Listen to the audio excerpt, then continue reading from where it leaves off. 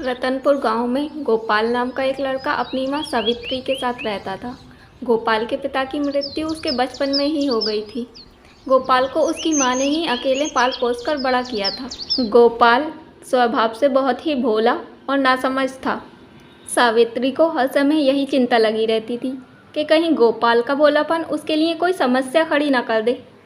सावित्री घर चलाने के लिए दिन भर कठिन परिश्रम किया करती थी, परंतु गोपाल हमेशा अपनी मौज मस्तियों में ही व्यस्त रहता था। इसीलिए गांव वाले गोपाल का मजाक बनाया करते थे और उसके पीठ पीछे तरह तरह की बातें किया करते थे। गोपाल वो क्या काम करेगा? वो तो एक नंबर का मूर्ख और आलसी है। लगता है वो तो अपनी माँ के ऊपर जीवन भर बोझ ही बना रहेगा।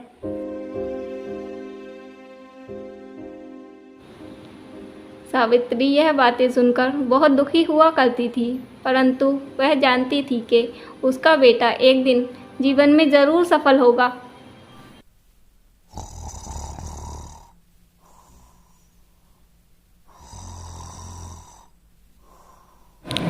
गोपाल, बेटा गोपाल, उठ जा जल्दी। देख कितनी देर हो गई। किराने वाले से सामान लेकर तेरे लिए चाय बनाई है। जब तू काम से पैसे लेकर आएगा तो उसे वापस कर दूंगी। काम? कैसा काम? कुछ भी, कोई भी काम ढूंढो, कहीं तुम्हें कोई काम तो मिल ही जाएगा। अपनी माँ की बात मानकर गोपाल काम की तलाश में निकल पड़ता है। क्या कोई है घर पर? अरे भाई सुनो, सुनो ज़रा, कोई काम मिलेगा क्या? काम? नहीं नहीं, हमें कोई काम नहीं करवाना। भाई देखो तुम्हारा बगीचा कितनी घास जम गई है, मैं साफ कर दूं क्या? कहा ना एक बार कोई काम नहीं कराना। चलो जाओ यहाँ से।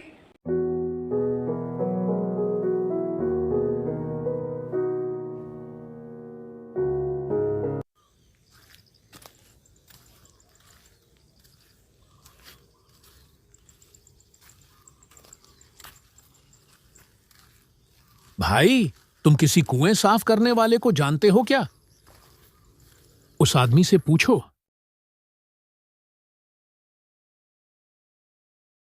मेरे मालिक का घड़ा कुएं में गिर गया है, तुम निकाल दोगे क्या? अच्छा, कितने पैसे मिलेंगे? देखो, मैं 50 रुपए से कम नहीं लूंगा।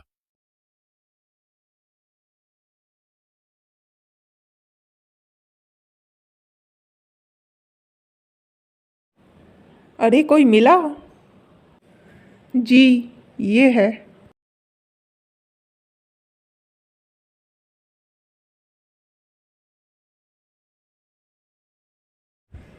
क्या नाम है तुम्हारा?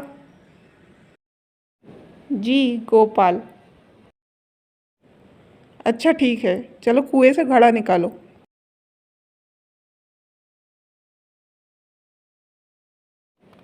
ये कुआं? ये कुआं तो बहुत गहरा है, मैं इसमें नहीं उतरूंगा।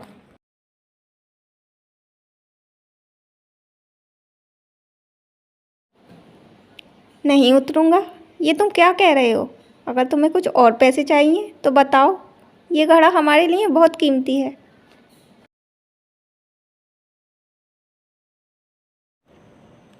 अगर कुछ काम किए बिना मैं घर गया तो माँ मुझे छड़ी से बहुत मारेगी। मुझे ये घड़ा निकालना ही होगा।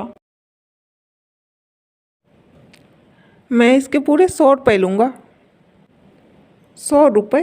तुम्हारा दिमाग तो ठीक है, ये तो इसके लिए बहुत ज़्यादा है। तो ठीक है, फिर मैं चलता हूँ, धन्यवाद। अरे रुको, चलो ठीक है, चलो घड़ा निकालो। देखो, अभी मुझे बहुत भूख लगी है, मैं कल आता हूँ। कल आकर तुम्हारा घड़ा निकाल दूँगा। अरे बस इतनी सी बात? खाना तैयार है, चलो आज तुम हमारे यहाँ खाना खा लो।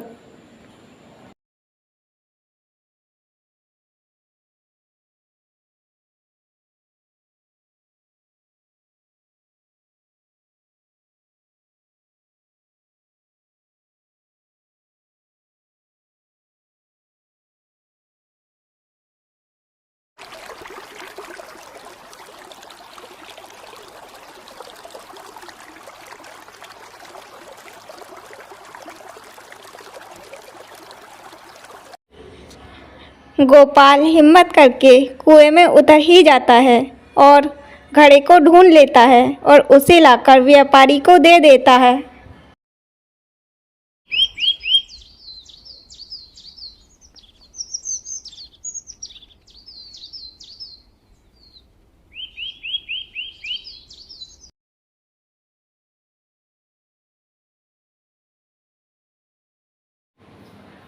गोपाल जब काम से लौट रहा होता है तो उसे महसूस होता है जैसे कोई उसका पीछा कर रहा हो, लेकिन जब वह पीछे मुड़कर देखता है तो उसे कोई भी दिखाई नहीं देता। गोपाल जब घर पहुंचता है तो उसी घड़े को अपने सामने देखकर हैरान रह जाता है और कहता है, अरे ये घड़ा तो नहीं, वो घड़ा यहाँ कैसे आएगा? बड़ी भूख लगी है, आज तो खीर खाने का मन है, देखता हूँ माँ ने क्या बनाया है। गोपाल जब घड़े में देखता है तो उसके अंदर खीर ही देखकर बहुत प्रसन्न हो जाता है और उसे मज़े से खाता है। गोपाल अपने दिन भर की कहानी अपनी माँ को सुनाने लगता है। तभी दरवाजे पे खटखटाहट की आवाज़ होती है। दरवाजे पर घड़े का मालिक पुलिस को साथ लेकर आया था। उसका कहना था कि गोपाल ने उसका घड़ा चुराया है। गोपाल पुलिस वालों से लाख मना करता है कि उसने वो घड़ा नहीं चुराया, लेकिन वे उसकी एक नहीं सुनते और उसे पकड़कर ले जाते हैं।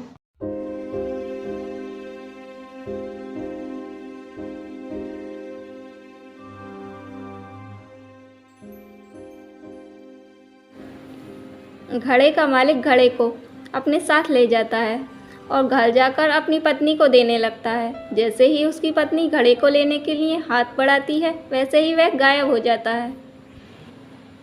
ये देखकर वे दोनों आश्चर्यचकित रह जाते हैं और उसकी पत्नी उससे बोलती है, मैं समझ गई ये सब क्यों हो रहा है। ये एक जादुई घड़ा है, ये अपना मालिक खुद चुनता है। लगता है गोपाल की मासूमियत और भोलापन जादुई घड़े को पसंद आ गया। इसने अब गोपाल को ही अपना मालिक चुन लिया है। अपनी पत्नी की यह बातें सुनकर व्यापारी क्रोधित होने लगता है और उसे बुरा भला सुनाने लगता है।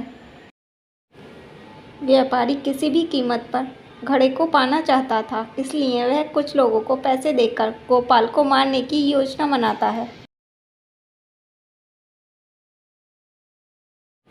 व्यापारी की पत्नी मालती उनकी सारी बातें सुन लेती है और अपने पति को समझाने का प्रयास करती है।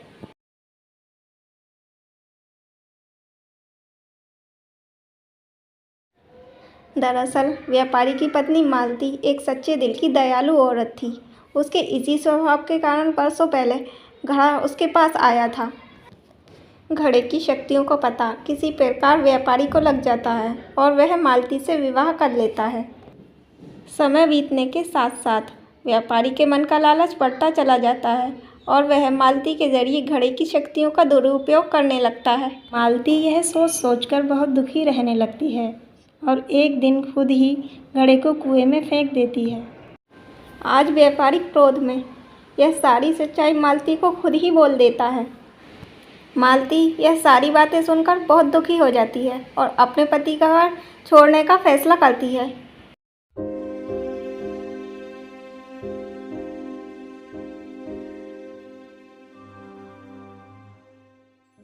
मालती के घर छोड़ने के बाद व्यापारी को अपनी भूल का एहसास होता है। वह सोचता है कि यदि वह गोपाल से घड़ा वापस ले भी ले, तब भी वह मालती के बिना उस घड़े की शक्तियों का प्रयोग नहीं कर पाएगा। अंत में वह घड़ा पाने का इरादा छोड़ देता है। इसके बाद गोपाल ने एक मिठाई की दुकान खोल ली और इस घड़े की सहायता से जीवन में खूब तरक्की की।